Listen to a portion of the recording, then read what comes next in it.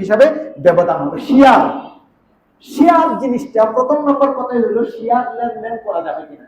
তো কি উসমানী এই ব্যাপারে 4টে শর্ত লাগাইছে, কিন্তু আমি 4টা বিষয় আলোচনা করি না, আমি 2টা বিষয় শুধু আলোচনা করি। ক্লাসে আমি পড়াই, আমি হেদায়ে সালেস পড়াই। 2টা শর্ত যদি পাওয়া যায় তাহলে শেয়ার কিনতে পারবেন। 1 নাম্বার হইল এমন কোন কোম্পানির শেয়ার কিনতে হবে যে কোম্পানি বৈধ লেনদেন করে।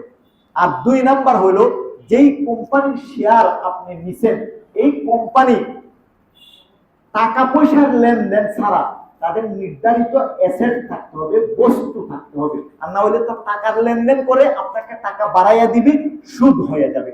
এই জন্য এদের অন্য কোনো অ্যাসেট থাকতে হবে, শুধু টাকার লেনদেন ছাড়া অন্য অ্যাসেট থাকতে হবে। এই 2টা শর্ত যদি পাওয়া যায়, কিতাবে লেখা আছে জায়েজ, বাস্তবে জায়েজ কিনা এটা আমার জিজ্ঞাসা নাই, এটা আমি বলতে পারবো না।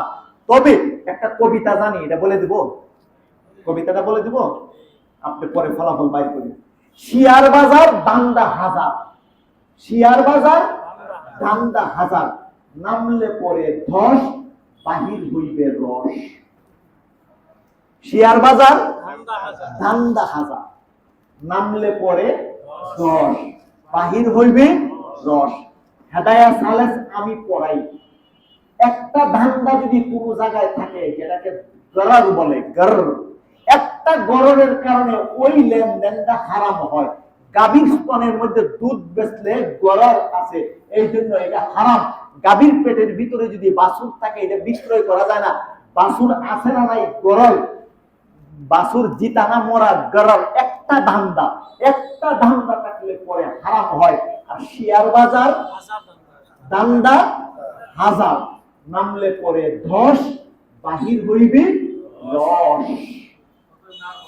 এবার আপনি চিন্তা করেন, কিতাবে লেখা আছে শর্ত 2টা পাওয়া গেলে যায়। এবার আসেন, আপনি যাকাত দিবেন কিনা। আপনি কিনে ফেলছেন, শেয়ার কিনে ফেলছেন, ওইটা যদি নেশাব পরিমাণ হয় তাহলে যাকাত দিতে হবে কিনা। যে কোম্পানি ক্রয় বিক্রয় করে জিনিস ক্রয় বিক্রয় করে, মনে করে একটা আপনি যাই কোম্পানির শেয়ার নিছেন, তারা রড ক্রয় বিক্রয় করে, কাপড় ক্রয় বিক্রয় করে, বাস ক্রয় বিক্রয় করে, গাড়ি ক্রয় বিক্রয় করে, ওই জিনিসগুলি তো ব্যবসায়িক পণ্য। রড ক্রয় বিক্রয় করে, বই ক্রয় বিক্রয় করে, গাড়ি ক্রয় বিক্রয় করে, তাহলে ক্রয় বিক্রয়ের গাড়িতে যাকাত দিতে হবে, ক্রয় বিক্রয়ের জমিতে যাকাত দিতে হবে, ক্রয় বিক্রয়ের রডের মধ্যে যাকাত দিতে হবে। আপনি তাদের শেয়ার নিলে পরে আপনিও যাকাত দিতে হবে।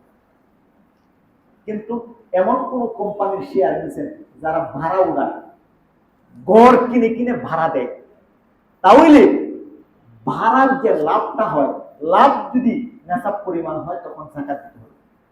3 নাম্বার মাসালা হলো শেয়ার মানে যৌথ ব্যবসা, সবাই মিলেই তো যাকাত দেওয়ার কথা, সবাই মিলে দিবেন, কিন্তু কেউই যাকাত দেয় না। আপনি এমন এক কোম্পানির যাকাত মানে শেয়ার নিছেন, ওই 99 জনের যাকাত দেয় না, তাহলে আপনার অংশের যাকাত আপনি নিজেই দিতে হবে। এই হলো শেয়ারের যাকাত।